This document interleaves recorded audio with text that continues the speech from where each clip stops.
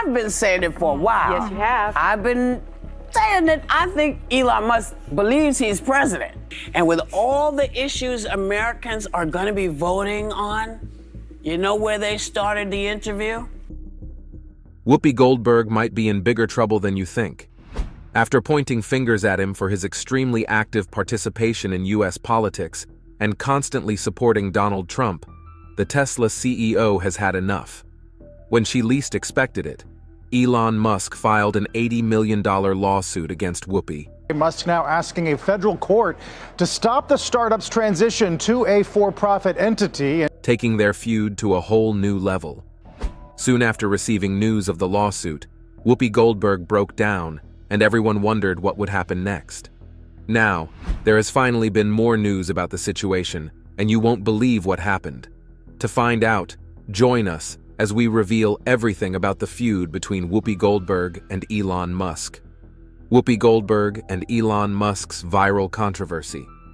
The seemingly unending beef between Whoopi Goldberg and Elon Musk began during a casual chat on The View, or at least that's how it looked at first.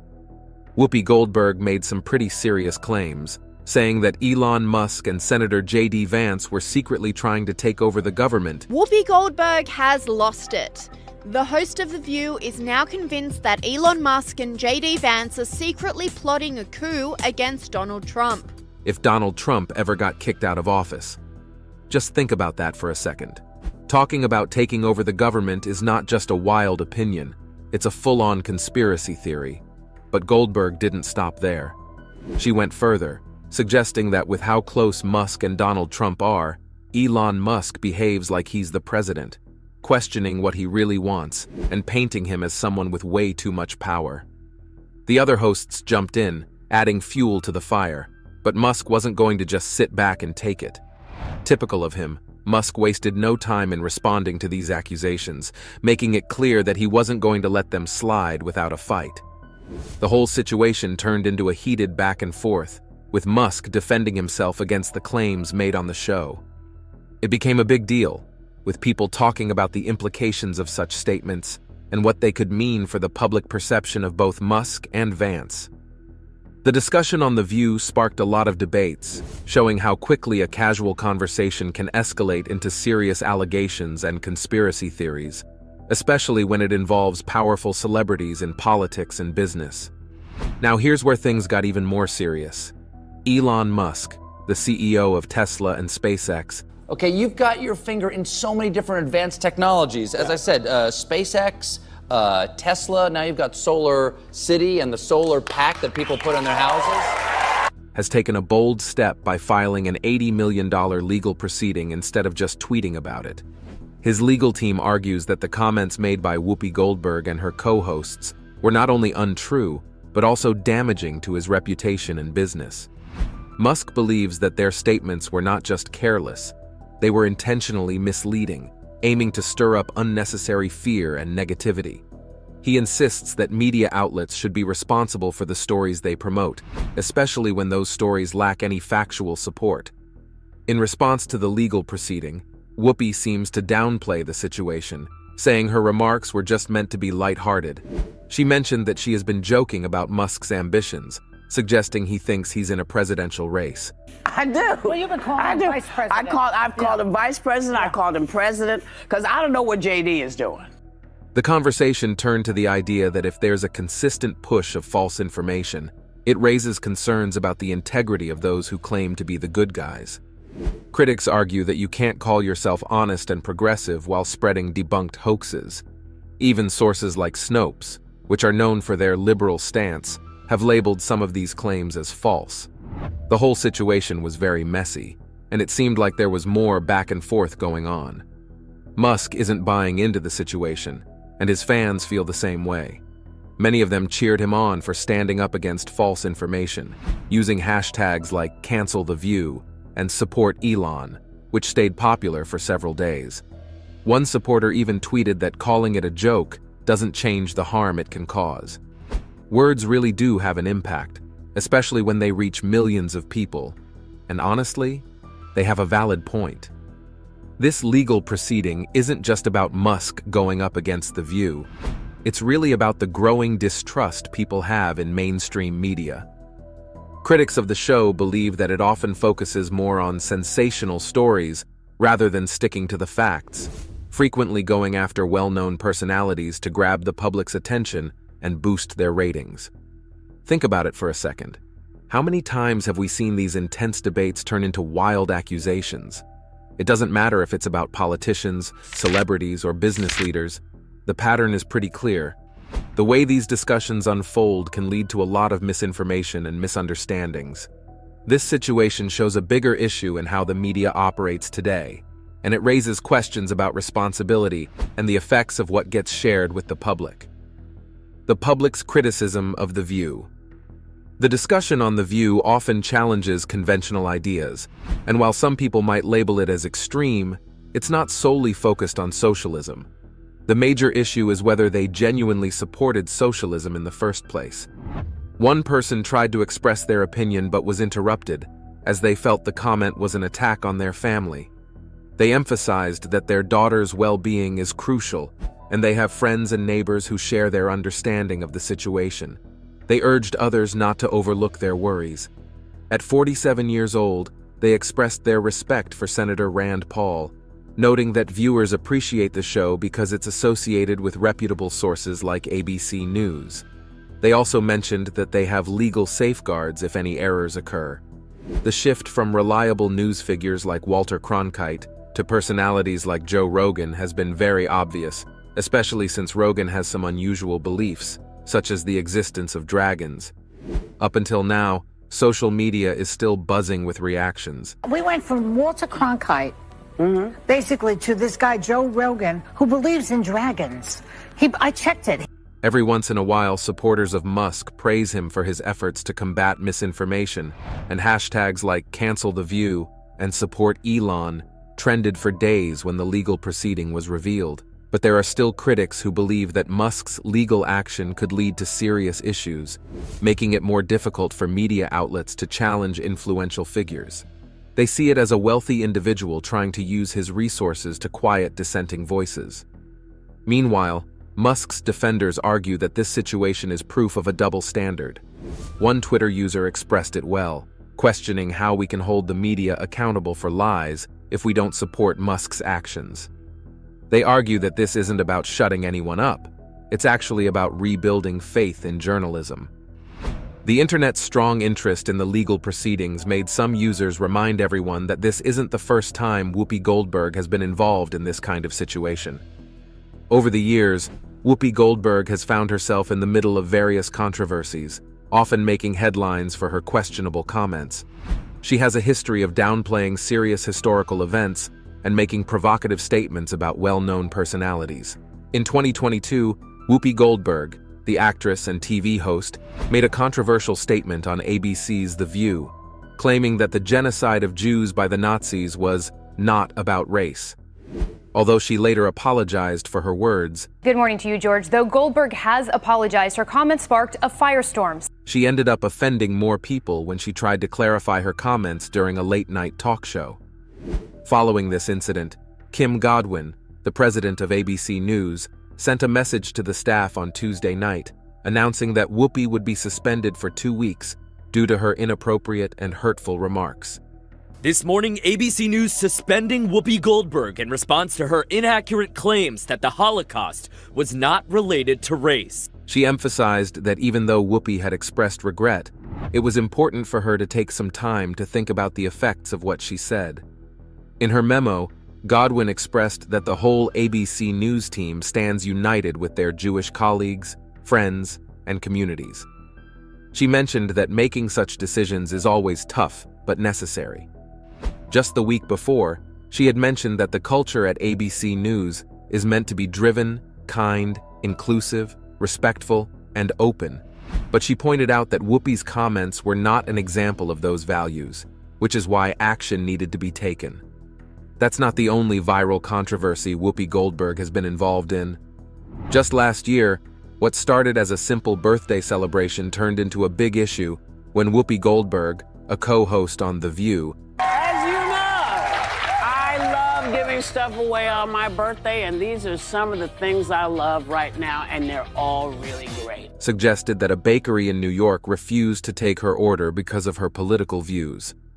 The bakery has denied this claim, saying that they have been overwhelmed with orders from local customers who want to support them. More controversies involving Whoopi Goldberg.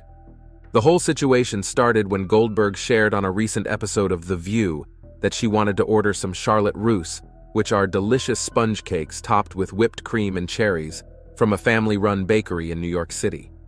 She had previously shown her support for Kamala Harris, the Democratic presidential nominee, on the show, which may have added to the tension.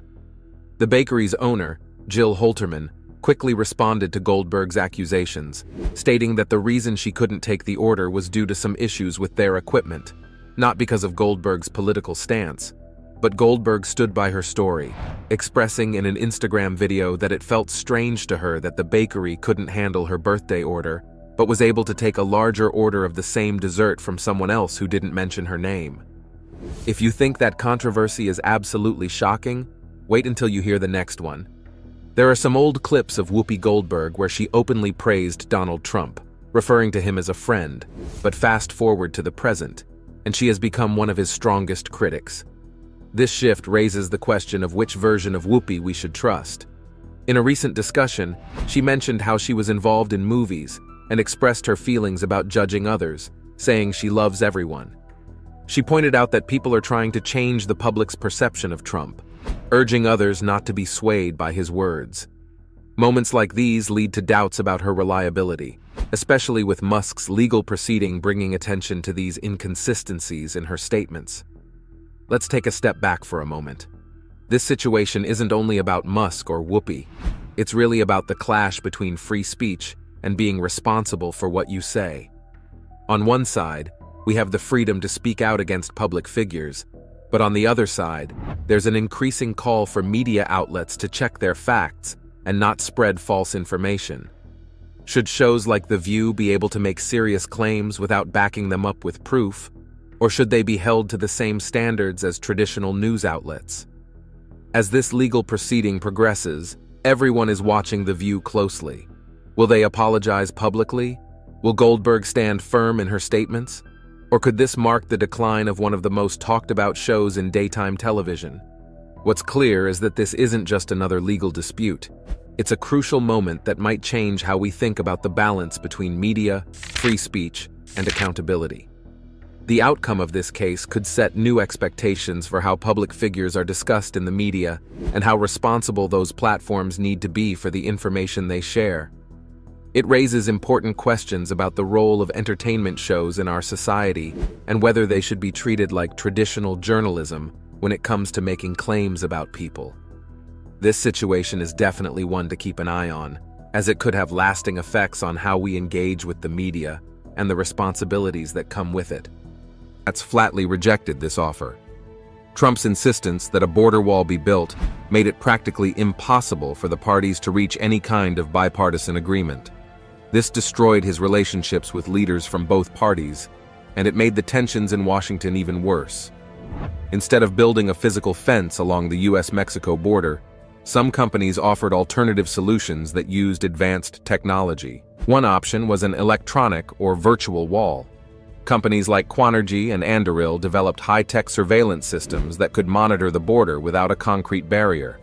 Quanergy in particular created a LiDAR-based system that uses laser sensors to detect movement. LiDAR, light detection and ranging. LiDAR is a remote sensing method that uses laser to measure elevation like ground, forest and buildings, and create 3D maps of the border area.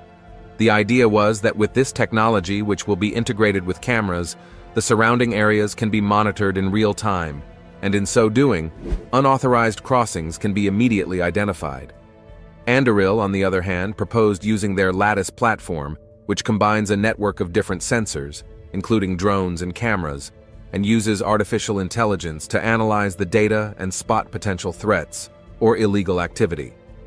Their Lattice platform was to function just like Quanergy's LiDAR-based system.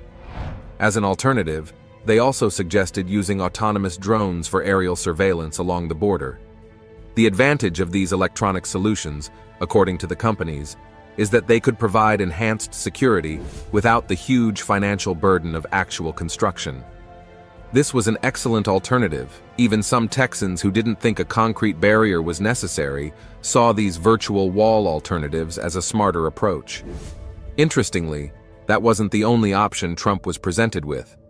Some researchers devised a plan to create an energy park along the border between the US and Mexico. The idea was to invest in things like wind power, solar energy, natural gas, and water desalination plants, which will be positioned at the border. According to these researchers, this energy park could help improve agriculture and create new jobs and economic opportunities for the area. If Trump had opted for this, it would have been a win-win for the United States, because while the plant generates revenue for the country, the security placed there to protect the facilities will also serve as border security. The public opinion polls also indicated that most Americans supported a multifaceted strategy over simply building a wall along the border. According to them, if the government works towards creating a path to citizenship for undocumented immigrants, increasing border security through technology, and expanding temporary worker programs, the majority of the problems of illegal immigration will be solved. Surprisingly, despite the viable options he was presented with, President Trump remained fixated on building a physical border wall and even went as far as declaring a national emergency to get the funding for it when Congress wouldn't fully approve his wall request. As soon as he became president, he built 455 miles of new border barriers. However, most of them were to replace the old fencing or vehicle barriers, instead of building a new wall across the entire border like he had originally proposed. Also, despite his claims that the construction would be funded by Mexico, the project was fully funded by the U.S. government. And the construction of the border wall between Texas and Mexico can continue. Congress allocated about $1.4 billion to the project during President Donald Trump's term. After Joe Biden became president in 2021, he quickly stopped any further construction of the border wall. Biden canceled some of the wall contracts and even returned land that had been taken from private owners to build the wall. But all these did not change Trump's stance on immigration, and this is possibly what led to the July 13th incident. The July 13th incident and past assassination attempts on Trump. On July 13th, 2024, a chilling incident occurred at a campaign rally in Butler, Pennsylvania, where former President Donald Trump was slated to become the Republican presidential nominee. The evening started with the usual energy and enthusiasm from the gathered crowd, eagerly awaiting Trump's address. As Trump was speaking on immigration issues, the peaceful atmosphere was suddenly shattered by the sound of gunfire. A 20-year-old man named Thomas Matthew Crooks, who had been acting suspiciously earlier, had managed to climb onto the roof of a nearby building which was about 300 yards from the stage, and opened fire with an AR-style rifle which he had gotten from his father. Luckily, Trump could dodge the bullet with only a slight abrasion to his right ear. Pandemonium erupted as the crowd scattered, some seeking cover while others tried desperately to flee the scene. Amid the chaos, the Secret Service sprang into action, shielding the president and rushing him to safety. Tragically, one brave attendee, Corey Comparatore, a 50-year-old former fire chief, took a bullet to protect his wife and daughter and lost his life in the process. 2 other spectators were also critically wounded. As the shooting continued, the Secret Service's highly trained counter-snipers engaged the assailant and wounded him in the process. After the incident, it was discovered that the shooter was spotted 43 times at a shooting range practicing with rifles. Later on, Trump was reported to be in stable condition from the hospital he was rushed to, but as the resilient person he is, that same day, he took to social media, vowing to his supporters that he will never surrender. Before now, Trump had been the target of several threats and assassination attempts. In 2016, during his presidential campaign, a 20-year-old British man named Michael Sanford tried to shoot Trump with a gun he grabbed from a police officer at a Trump rally in Las Vegas. Sanford was arrested and sentenced to over a year in prison.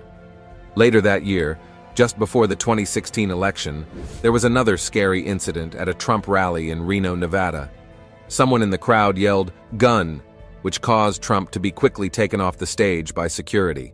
Donald Trump's remarks, the crowd sort of reacting to someone there. Somebody apparently yelled that the man had a gun. He was tackled by Secret Service agents and Donald Trump was rushed off the stage. But it turned out the person was not armed. In 2017, a man named Gregory Linegang stole a forklift and tried to drive it toward Trump's presidential motorcade in North Dakota with the goal of flipping over Trump's car and killing him, but failed and was arrested and sentenced to 20 years in prison. There were also a couple of times in 2018 and 2020 when ricin-laced letters were sent to the White House, addressed to Trump by William Allen and Pascal Ferrier. But despite all the attempts to take him out, he always emerged unscathed. Though there are many reasons he may have been the target of many assassination attempts, but one that has responded the most is the belief that the most recent attempt were due to his stance on a sensitive issue, one that Pope Francis had firmly admonished him about severally. Sit tight because we just got to the juicy part. What Pope Francis said about Donald Trump, with the little that has been said about the Pope, it's no secret that the Pope is very outspoken, especially on matters that conflict with his moral standing. Due to his active involvement in politics, he has always given his 2 cents on issues, and one that caught his attention was Trump's stance on immigration. In one of his trips to Mexico in 2016, when asked about Trump's proposal to build a wall on the border with Mexico and deport millions of undocumented immigrants, he blatantly stated that a person who thinks only about building walls instead of bridges is not Christian, as it goes against core Christian beliefs. This wasn't the first time the Pope had weighed in on Trump's stance on immigration. Before the Pope's trip to Mexico, which included a visit to the border, Trump had taunted the Pope, calling him a very political person who was being used as a pawn by the Mexican government. In response to this, the Pope maintained his cool and instead responded by calling Trump's views on immigration un-Christian. This was a direct attack on Trump's ego. In retaliation, Trump fired back by calling the Pope's comments disgraceful and saying no religious leader should question another's faith. At another time, the Pope called Trump hypocritical for his decision to end the DACA program, which had protected young, undocumented immigrants brought to the U.S. as children from deportation. According to him, if Trump is the pro-lifer he claims to be, he'll understand that family is the cradle of life and its unity must be protected. He added that young people needed to refine their roots and that anything that robs them of hope was harmful. In the Pope's view, by pursuing policies that tear apart families, Trump was acting in a way that was completely contradictory to being truly pro-life. But that's not all. The Pope also drew a connection between Trump's stance on immigration and his views on climate change, another area where the Pope believed Trump's policies were not aligned with a pro-life ethic. In 2017, President Donald Trump decided to have the United States pull out of the Paris Climate Agreement. The Paris Agreement was an international deal adopted in 2015 by almost every country. The United States will cease all implementation of the non-binding Paris Accord. The Paris Climate Accord is simply the latest example of Washington entering into an agreement that disadvantages the United States.